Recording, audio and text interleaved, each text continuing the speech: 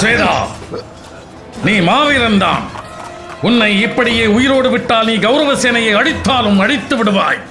உன்னை இப்பொழுதே கொன்று விடுகிறேன்.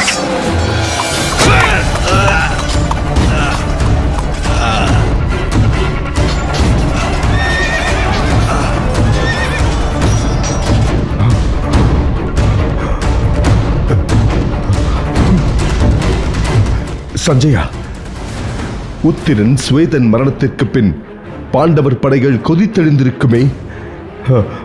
இப்போது என் நிலை என்ன?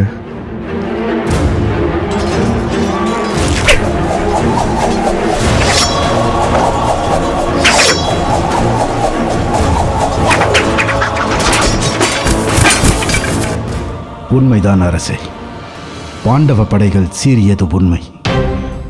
அபிமன்யு பல்லாயிரக்கணக்கான அத்தினாபுர படைகளை சிதறடித்தார். கௌரவ சேனை ஒரு கணம் ஸ்தம்பித்து போனதும் உண்மை. எனில் கௌரவ சேனைக்கு பாதிப்பா? நம்மவர்களில் யாருக்கேனும் உயிரிழப்பு ஏற்பட்டதா? இல்லை அரசியாரே, பாண்டவர்கள் எவ்வளவோ முயற்சித்தும் அவர்களால் கௌரவ சேனையின் அதிரதியையோ மகரதியையோ இல்லை சமரதியையோ கொல்ல முடியவில்லை. என் பெரியப்பா பீஷ்மாச்சாரியார் பாண்டவ சேனையை சிதறடித்து அவர்களுக்கு பேரிழப்பு ஏற்படுத்தி அவர்களில் முக்கியமான வீரனான ஸ்வேதனை கொன்று நம் வெற்றிக்கு வித்திட்டிருக்கிறார். ஆம் அரசே, பீஷ்மர் களத்தில் இருக்கும் வரை நமக்கு கவலை இல்லை. நம் படைகளை ஒருவராலும் வெல்ல இயலாது.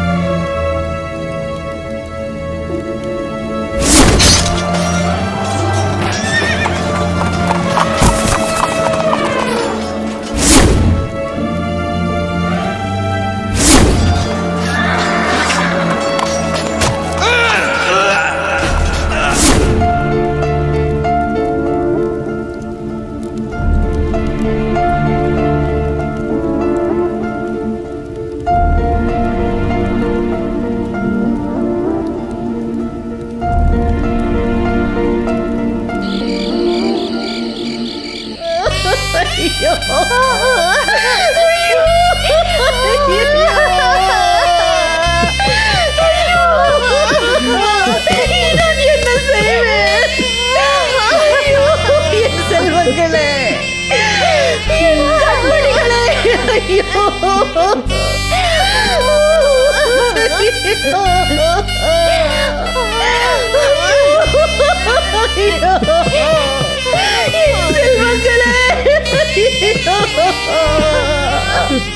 உங்கள் இருவரையும் ஒரே நேரத்தில் மலை போல் பறி கொடுத்தேனே. இனி நான் உங்களை என்று காண்பேன். வீரத்திருக்குமரன்களே, உங்கள் வீரத்தை கண்டு சல்லியரே திகைத்தாரே. அந்த பீஷ்மரே உங்களை கண்டு மலைத்து நின்றாரே. உங்களுக்கா நேர்ந்தது மரணம்? காலனே, உங்களை நெருங்க அஞ்சுவான் என்று இருமாப்போடு இருந்து விட்டேனே. என் எண்ணத்தில் தீ விழுந்து விட்டதே. அழாதே. சத்திரியனாக பிறக்கும் ஒவ்வொருவரும் இப்படி ஒரு நாள் வீர மரணம் அடைய நேரக்கூடும். ஒவ்வொரு சத்திரியனும் அதைத்தான் விரும்புவான். உன் சகோதரர்கள் கங்கையின் மைந்தர் கரத்தாலும் மாவீரன் சல்லியன் கரத்தாலும் மடிந்தது நமக்கெல்லாம் பெருமை.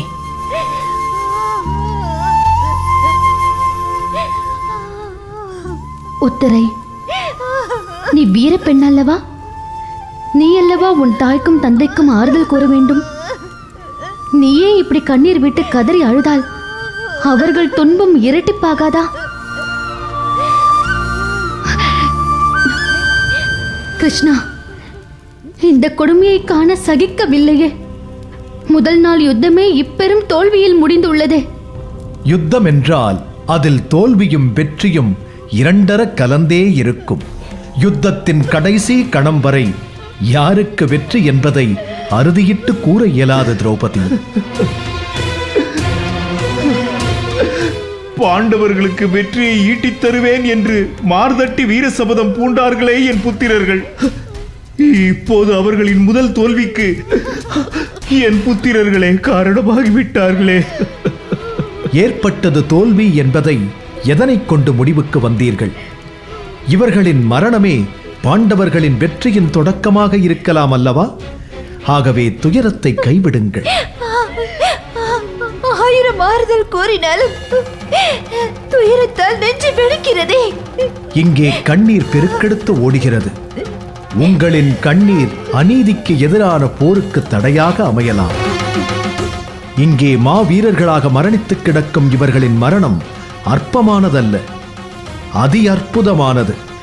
இவர்கள் வீர சொர்க்கம் அடைந்தது சாதாரண யுத்தத்தில் அல்ல, பாரத வருஷமே பங்கெடுக்கும் குருக்ஷேத்திர யுத்தத்தில்.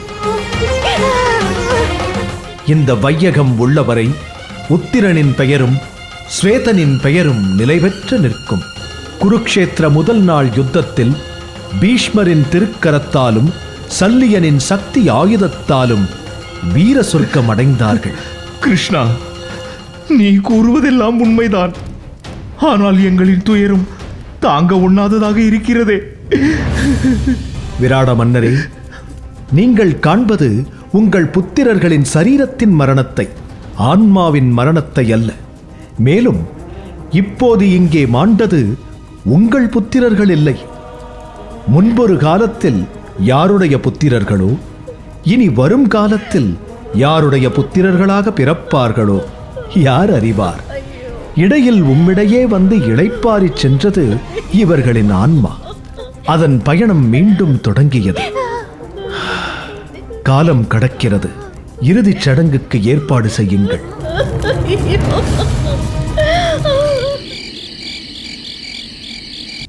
இன்றைய யுத்தம் நமக்கு சாதகமாக முடிந்தது. நாளைக்கு நடக்க இருக்கும் யுத்த களத்தில் நம்முடைய வியூகம் என்னவாக இருக்க வேண்டும் என்று ஆலோசிக்க வேண்டும். ஆச்சாரியாரே, குலகுருவே, தங்களுடைய கருத்து என்ன? முதல் நாள் வெற்றி நமக்கு கிடைத்ததில் மகிழ்ச்சியே. நாளை யுத்தத்தில் நமது வியூகம். தாத்தா, முதல் நாள் யுத்தத்தின் முடிவை சொல்லிவிட்டது. நீங்கள் ஸ்வேதனை கொன்றதும் மாமா சல்லியன் உத்திரனை கொன்றதும் நமது வெற்றியை பறைசாற்றி விட்டது. இனி நமக்கு எப்போதும் வெற்றிதான். துரியோதனா, உன் மகிழ்ச்சியை மட்டுப்படுத்த வேண்டும் என்பதற்காக நான் கூறவில்லை. உண்மையை உரிய நேரத்தில் உரைக்க வேண்டியது என்னுடைய கடமை. பல போர்களும் சென்ற அனுபவத்தில் நான் கூறுகிறேன். யுத்த களத்தில் வெற்றியும் தோல்வியும் கண்ணாம்பூச்சி காட்டும். இன்று வெற்றி நம் பக்கம் இருக்கும், நாளை அது எதிரியின் பக்கம் தாவி சென்றுவிடும். ஆகவே வெற்றியைக் கண்டு கூத்தாடுவதும் தோல்வியைக் கண்டு துவண்டு விடுவதும் சத்திரியனுக்கு அழகு அல்ல. அழகாக எடுத்துரைத்தார் பிதாமகர். எப்பொழுதுமே மத்திம நிலையிலிருந்து வெற்றியை இலக்காக கொள்ள வேண்டும். எந்த நிலையிலும் நிலைத்தடுமாற நிலையே யுத்த களத்திற்கு பொருத்தமானது. நீங்கள் 1000 எடுத்துரைத்தாலும் இந்த முதல் நாள் வெற்றியை, அதுவும் அமோக வெற்றியை என்னால் கொண்டாடாமல் இருக்க முடியாது. தாத்தாவின் வீரத்தை என்னால் மெச்சாமல் இருக்க முடியாது. மாமன்னர் சல்லியரின் பராக்கிரமத்தை என்னால் பாராட்டாமல் இருக்க முடியாது. உண்மை. இன்று பீஷ்மரால் பாண்டவ படைகள் சிதறி ஓடிய காட்சியை கண்டேன். அடடா, என்ன ஒரு அற்புதமான காட்சி! பாண்டவ சேனை தனது சொந்த பேரன்கள் உடையது என்ற போதும் வஞ்சமில்லாமல் போரிட்டார் பீஷ்மர்.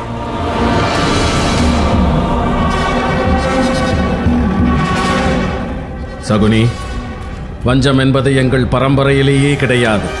வேண்டுமென்றால் நேரடியாக போராடி வெற்றி பெறுவோமே தவிர வஞ்சித்தோ குள்ளநரி போல் பதுங்கியோ எந்த காரியத்தையும் சாதிக்க வேண்டிய அவசியமில்லை.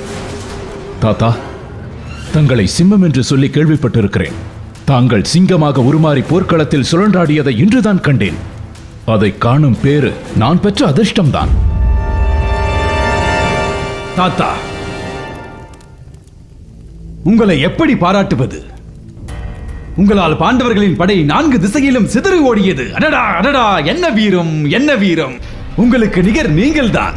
அதிலும் ஸ்வேதனின் மரணத்தை நிகழ்த்திய தருணம் அற்புதம், அற்புதம், அதி அற்புதம். தாத்தா, ஒரு மன்னராக நான் உங்களை பாராட்டுகிறேன். ஆனால் உங்கள் முகத்தில் மகிழ்ச்சி ஏதும் இல்லையே. துரியோதனா, உன்னையும் உன் குணத்தையும் நான் நன்கு அறிவேன். இன்று நீ என்னை பாராட்டுவாய்.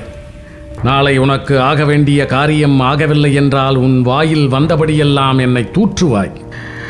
ஆகவே உன் புகழ்ச்சியும் இகழ்ச்சியும் எனக்கு ஒன்றுதான். என்ன தாத்தா, நான் அப்படி உங்களை நிந்திப்பேனா? மாமன்னர் சல்லியரே, உங்களை போர்க்களத்தில் பாராட்டினேன். ஆனாலும் வாய் ஓயாமல் பாராட்டிக் கொண்டே இருக்க தோன்றுகிறது. என் சக்திக்கு இயன்ற வெற்றிகளை பெற்று உன் பாதங்களில் கொண்டு வந்து சமர்ப்பிக்கிறேன் மருமகனே. ஆஹா ஆஹா, ஒரு பிடி சோற்றின் மகிமைதான் என்ன! நேர் மனிதர் சல்லிகரே, நீர்தான் மனிதர். பாண்டவர்களுக்கு அடைக்கலம் கொடுத்தான் விராடன். அதற்கான தண்டனையை முதல் நாள் யுத்தத்தில் அவன் பெற்றான். இனி எவன் ஒருவன் பாண்டவர்களுக்கு உதவி செய்கிறானோ அவன் நிலை என்ன என்பதை இந்த உலகம் அறிந்து கொண்டிருக்கும். சரியாக சொன்னாய் மருமகனே. வீரர்களே, அதிரதிகளே, சமரதிகளே, மகாரதிகளே, உங்கள் அனைவருக்கும் என் நன்றியை தெரிவித்துக் கொள்கிறேன். இன்று போல் என்றுமே வெற்றியை கொண்டு வந்து சேர்க்க வேண்டும்.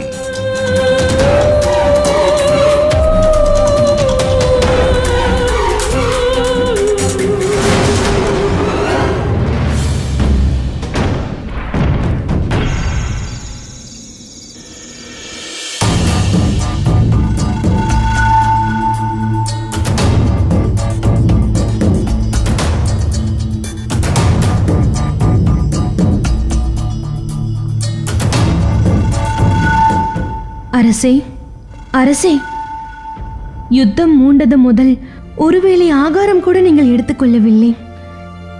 இந்த பாலையாவது அருந்துங்கள் அரசே. அரசனா? யார்? நானா அரசன்?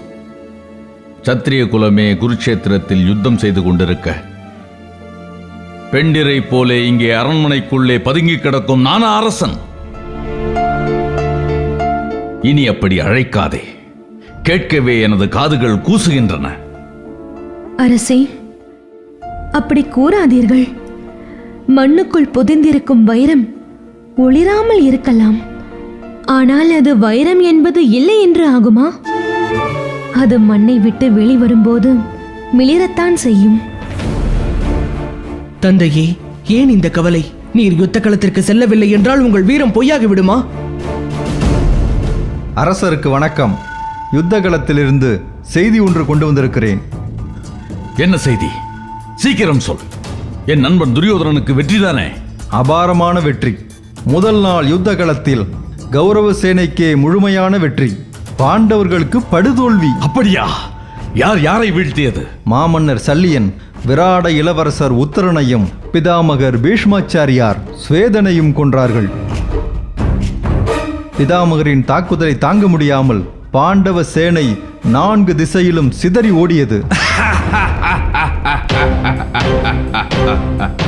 நற்செய்தி கொண்டு வந்திருக்கிறாய். இதோ உனக்கு என் பரிசு. நன்றி அரசே. செல்லலாம்.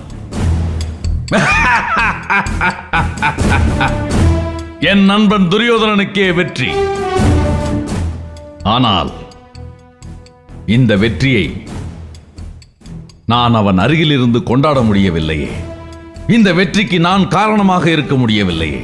அரசே, சுபாங்கி, என் நண்பனின் வெற்றியை நினைத்து மகிழவா அல்லது என் கையெறு நிலையை நினைத்து அழவா? தந்தையே, பீஷ்மர் ஒரு நாள் யுத்த களத்தில் மடிவார். அன்று நீங்கள் தளபதியாக பொறுப்பேற்று யுத்த களத்தில் புகுவீர்கள். இது உறுதி.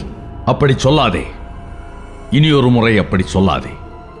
பீஷ்மாச்சாரியார் என்னை வெறுக்கலாம், நான் அவரை வெறுக்கலாம், அது வேறு விஷயம். ஆனால் அவர் மாவீரன். அவரை போன்ற ஒரு மாவீரரை இனி இந்த பாரத வருஷம் காணப்போவதில்லை. அவர் இருப்பது என் நண்பன் துரியோதனனுக்கு 1000 அக்ரோணிகளுக்கு ஒப்பாகும். எனில் தாங்கள் எப்படி யுத்தக்களம் செல்வது? அரசே, உங்கள் கவலை விரைவில் தீரும். இது வெற்று ஆறுதல் சுபாங்கி. ஒருவேளை குருக்ஷேத்திர யுத்தத்தில் நான் அடியெடுத்து வைக்கும் பாக்கியம் எனக்கு கிடைக்காமலே போய்விடுமோ என்று நான் அஞ்சுகிறேன். அஞ்சாதீர்கள் தந்தையே, நீங்கள் வீரத் திலகம். உங்கள் பங்களிப்பில்லாமல் இந்த குருச்சேத்திர யுத்தம் நிறைவேறாது. இது என் உறுதியான எண்ணம்.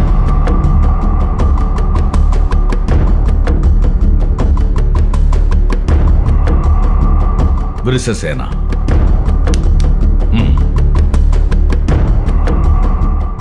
நன்றி.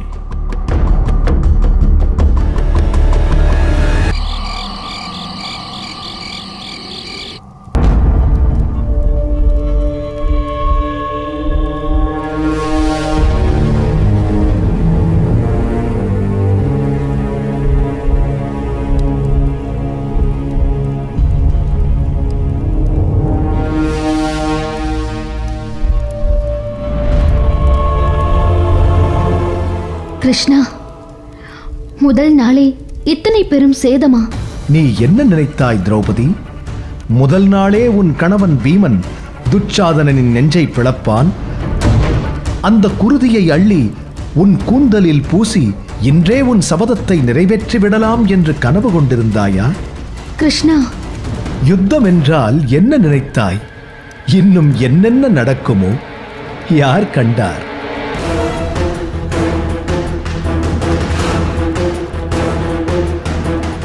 என்ன கூறுகிறாய் கிருஷ்ணா?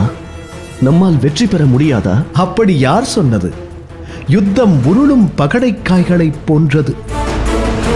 எப்பொழுது வேண்டுமானாலும் நிலை மாறலாம். யார் வேண்டுமானாலும் வெற்றி பெறலாம். ஆனாலும் முதல் நாளே 2 மாவீரர்களை பறிகொடுத்தது நமக்கு பேரிழப்பு தானே. விவசாயி விதையை இழந்தால்தான் விளைச்சலை பெற முடியும். சத்திரியன் உயிரிழப்பை தாங்கினால்தான் வெற்றியை பெற முடியும். கிருஷ்ணா, எனக்கு ஒரு சந்தேகம்.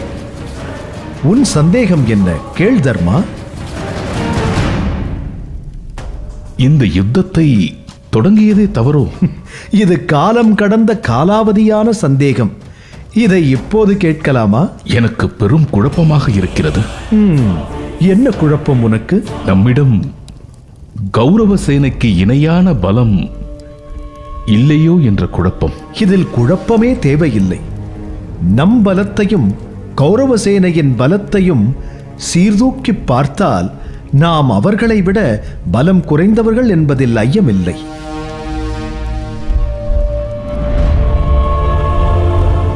கௌரவரிடத்தில் 11 அக்ரோணி சேனை, நம்மிடத்தில் 7. கிருஷ்ணா, ஆனால் கௌரவ சேனையிடம் இல்லாத பலம் ஒன்று உன் பக்கம் இருக்கிறது. என்ன அது? தர்மம். யுத்தம் செய்வதற்கான தர்மம். அறச்சீற்றம் என்றுமே வெல்லும். ஆகவே உன் குழப்பத்தை தவிர்த்து விடு தர்மா. விராட ராஜகுமாரர்களின் மரணத்தால் விராட மன்னரின் குடும்பம் கதறி அழுத போது என் மனம் கலங்கிவிட்டது. விராட மன்னர் எனக்கு உதவினார். அதை தவிர அவர் வேறு என்ன பாவம் செய்தார்? எனக்கு உதவிய பாவத்திற்குத்தான் இன்று அவர் தன் 2 மகன்களையும் இழந்து நிற்கிறாரா?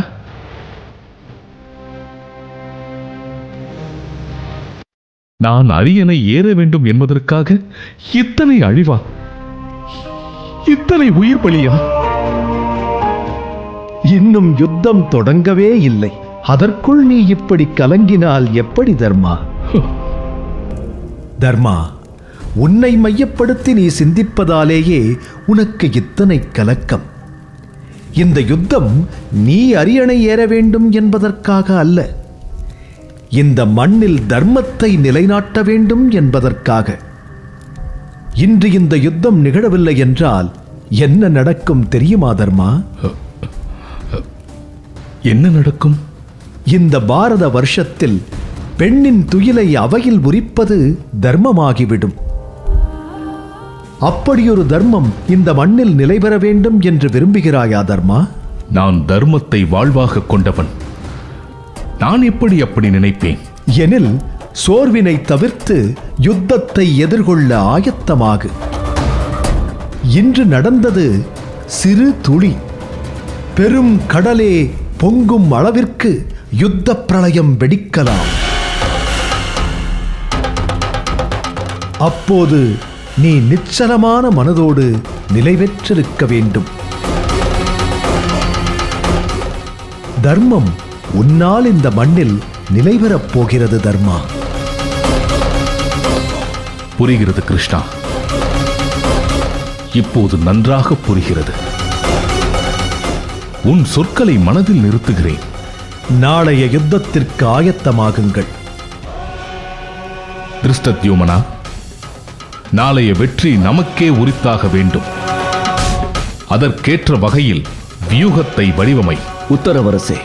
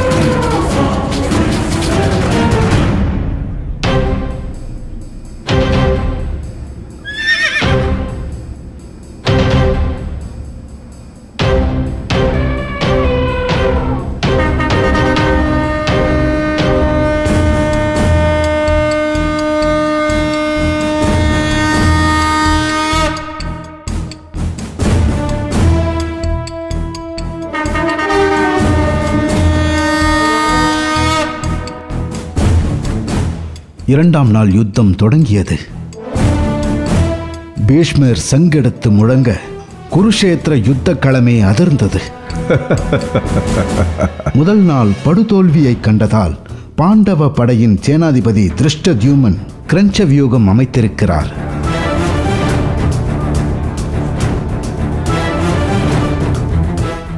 எனில் கௌரவசேனை என்ன வியூகம் வகுத்துள்ளது?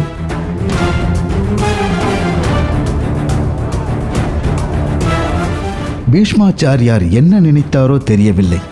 கௌரவ சேனைக்கு எந்த வியூகமும் அமைக்கவில்லை.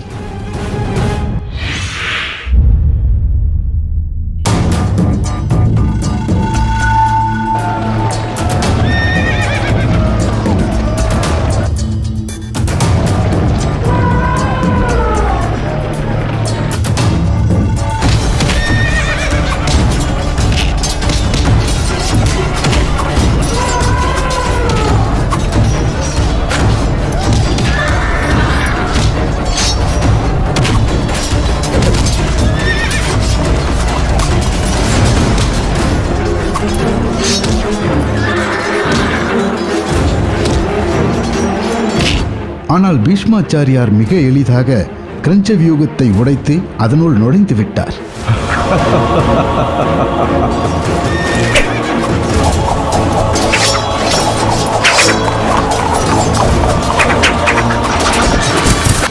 இதோ பாண்டவ சேனைகள் சிதறி ஓட கொத்து கொத்தாக வீரர்களை கொன்று குவிக்கின்றார் நம் பிதாமகர்.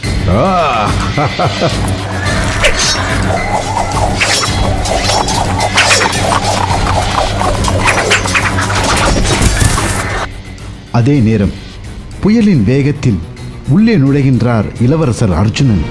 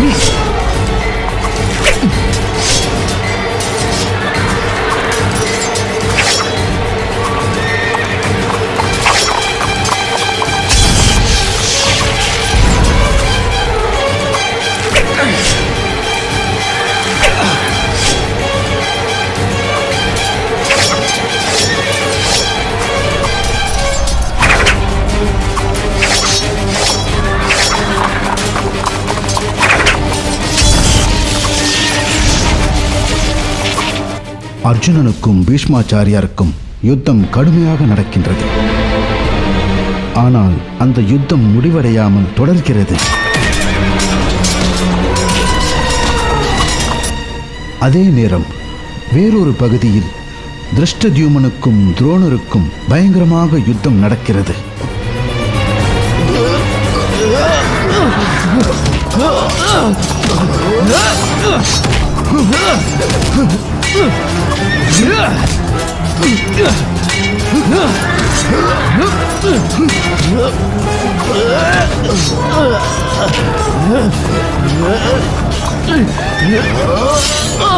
துரோணாச்சாரியாரை எதிர்கொள்ள முடியாமல் திணறுகிறான் பாண்டவ சேனையின் சேனாதிபதி திருஷ்டத்யுமனன். இதை அறிந்த பீமனும் அங்கே வருகிறான். துரோணாச்சாரியாரோடு கடுமையாக யுத்தம் செய்கிறான்.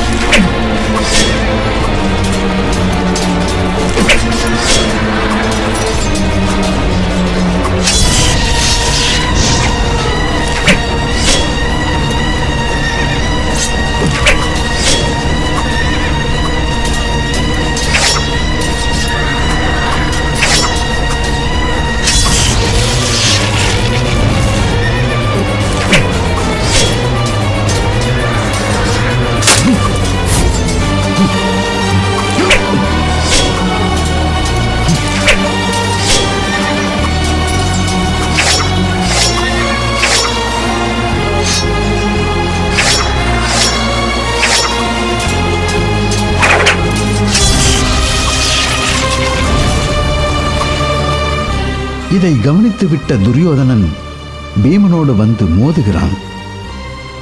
மேலும் கலிங்க படைகளை பீமனோடு மோத உத்தரவிடுகிறான்.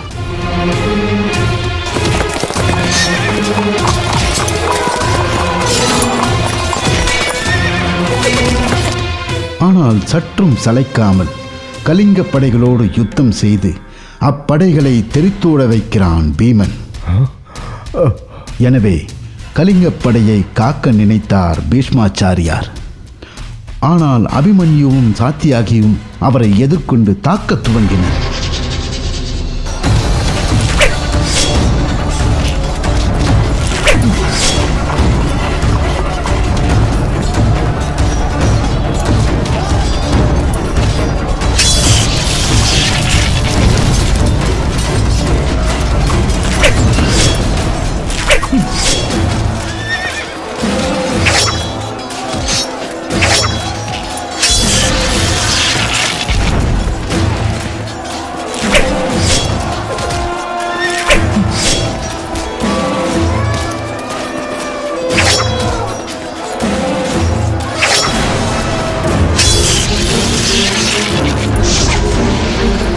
பீஷ்மரின் தேர் சாரதியை சாய்த்து விட்டான் சாத்தியாகி.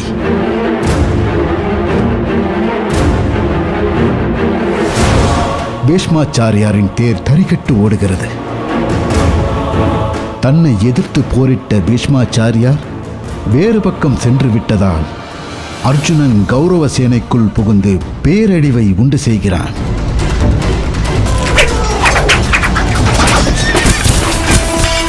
வன்புயல் தாக்கிய வாழைமர தோப்பை போல நிலை குலைந்து சீரடைந்தது கௌரவ சேனை.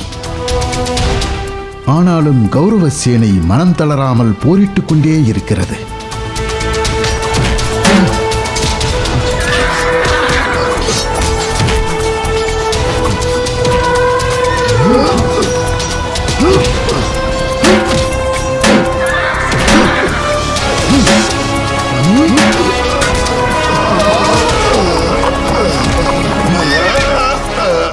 இன்னொரு பக்கம் பூரி சிரவாசுக்கும் சாத்தியாகிக்கும் இடையே கடும் யுத்தம் நடக்கிறது.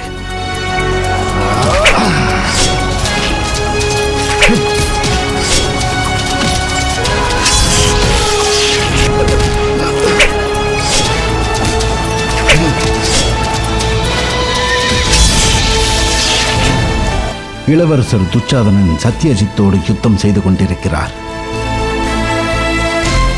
கிருபாச்சாரியாரே, என்னை இடைமறிக்க வேண்டாம். என் புத்திரன் உயிரெடுத்த அந்த சல்லியனை நான் பழிவாங்கிய தீர வேண்டும். யுத்தத்தில் உயிரிழப்பென்பது சர்வ சாதாரணம். யுத்த நீதிப்படி நான் உன்னுடன் போர் புரியும் போது போரிடுவதே மன்னனான உனக்கு அழகு. என் பானத்திற்கு பதில் சொல்லிவிட்டு உன் பழியை தீர்த்துக்கொள்.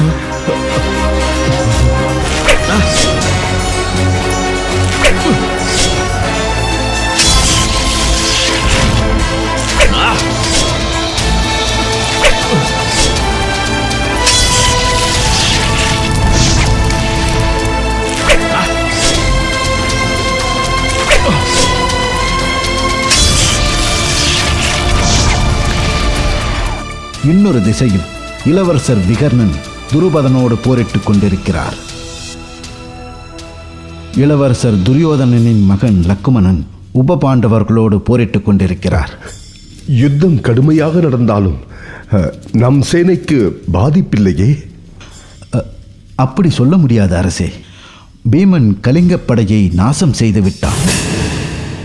முக்கியமாக சக்கரதேவனை கதையால் அடித்தே கொன்றுவிட்டான். ஐயோ கடவுளே, அர்ஜுனனின் உக்கிரத்தையும் பீமனின் பராக்கிரமத்தையும் கேள்விப்படும் போது என் உள்ளம் நடுங்குகிறதே. அரசே, இதை நாம் அறிந்ததுதானே. பீஷ்மரும் துரோணரும் கிருபரும் அவர்களை மிஞ்சியவர்கள் என்பதை நினைத்து சாந்தம் கொள்ளுங்கள்.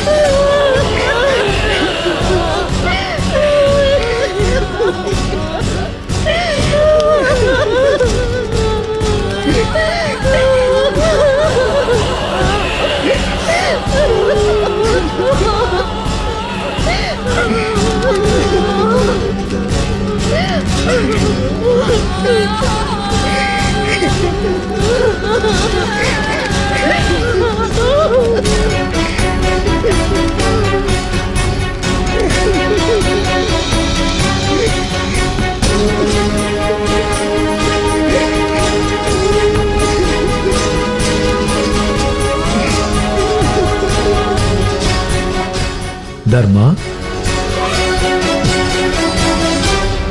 கிருஷ்ணா, இத்தனை அழிவுகளும் என்னால் தானே. இந்த மரண ஓலத்திற்கு காரணம் நான் தானே. ஐயோ, மகனை இழந்த தாய் கதறுவதை காண சகிக்கவில்லையே. நாதா நாதா என்று துடித்து அழும் காதல் மனைவியின் கண்ணீருக்கு நான் அன்றோ காரணம். தர்மா, என்று அனைத்திற்கும் நானே காரணம் என்று எண்ணுவதை நிறுத்துகிறாயோ அன்றுதான் நீ தெளிவடைவாய். ஏனெனில் நான் என்பது அகந்தை. அகந்தை உள்ள மனது குழப்பங்களும் சஞ்சலங்களும் குடிகொள்ளும் கூடாரம். அனைத்திற்கும் அவனே காரணம் என்ற தெளிவு பிறக்கும் வரை உன் வேதனை உன்னை விட்டு அகலப்போவதில்லை. என்னை என்ன செய்ய சொல்கிறாய் கிருஷ்ணா? இத்தனை துயர் கண்டும் உன்னை போல் புன்னகைத்து இருக்க சொல்கிறாயே. என் போல் எப்போதும் எந்த சூழ்நிலையிலும் என்னைப் போல் புன்னகைக்க முடிந்தால் நீயும் நானும் வேறல்ல. இன்பத்தையும் துன்பத்தையும் ஒன்றாக கருதுபவனே கர்மயோகி. ஆற்றும் காரியத்திற்கான பலனை அவன் எதிர்பாராது எட்ட நிற்கும் போது அவன் செயல் பரத்தின் செயலாகிறது. தன்மேல் சுமத்திக் கொள்பவனுக்கு சுமையாகிறது. தர்மா, இன்னும் எத்தனை நாளுக்கு இந்த சுமையை நீ சுமக்கப் போகிறாய்? நடப்பதற்கு நீயே காரணம் என்பதை எண்ணுவதை நிறுத்து. நீ சத்திரியனாக பிறந்தவன். தர்மத்தை நிலைநாட்ட உனக்கொரு வாய்ப்பு கிட்டியுள்ளது. அதை கைவிட்டு விடாதே. புரிகிறது. ஆனாலும் எனக்குள் உழலும் மனித மனம் என்னை ஆட்டிப் படைக்கிறது. அந்த மனதை அழித்து விடு. தெளிவு தானே பிறக்கும். நச்சுப் பொய்கையில் உன் தந்தை காலதேவனோடு என்ன நிலையில் பதில் கொடுத்தாயோ அதே நிதானம் இப்போதும் உனக்கு தேவை. கிருஷ்ணா, யுத்தம் தொடங்கி 2 நாள் முடிவடைந்து விட்டது. ஆனால் நம்மால் இதுவரை கௌரவ சேனையில் ஒரு அதிரதியையோ மகாரதியையோ, அவ்வளவு ஏன் சமரதியை கூட கொல்ல முடியவில்லையே. பொறுமைக்கு பெயர் பெற்றவன் நீ. நீயே இப்படி பொறுமையற்று தவிக்கலாமா? உன் மனநிலை எனக்கு புரிகிறது. எப்போது இந்த யுத்தம் முடியும், அதிலிருந்து விடுபடுவோம் என்பதே உன் மனநிலை. சரியா? ஒரு வகையில் சரியே. நடப்பது 2 நாடுகளுக்கான யுத்தம் என்றால் நீ நினைப்பது போல் எளிமையாக ஒரு தீர்வு கிடைத்துவிடும். இது தர்ம யுத்தம்.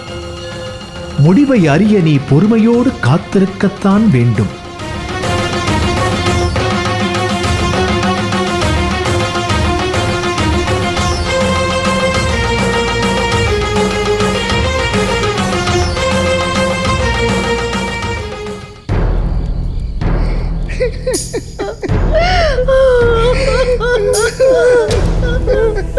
ஐயோ, அரசே, பாருங்கள் அரசே.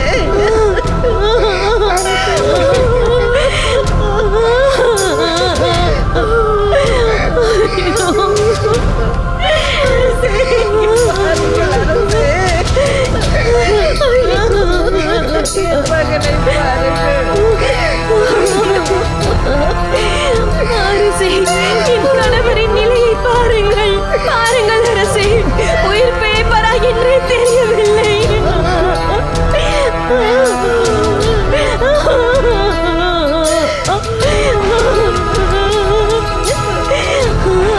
நான் இனி என்ன செய்வது அரசே?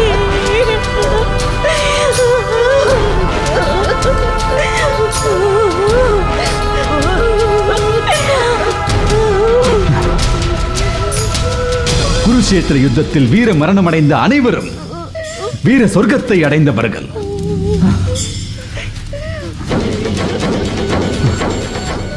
யாரும் வருந்த வேண்டாம்.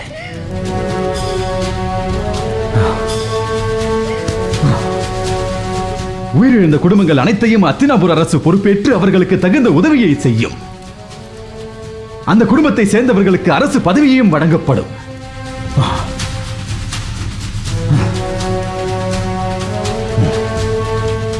மேலும் காயமடைந்த அனைவருக்கும் அத்தினாபுர அரசு தகுந்த உதவியை செய்யும்.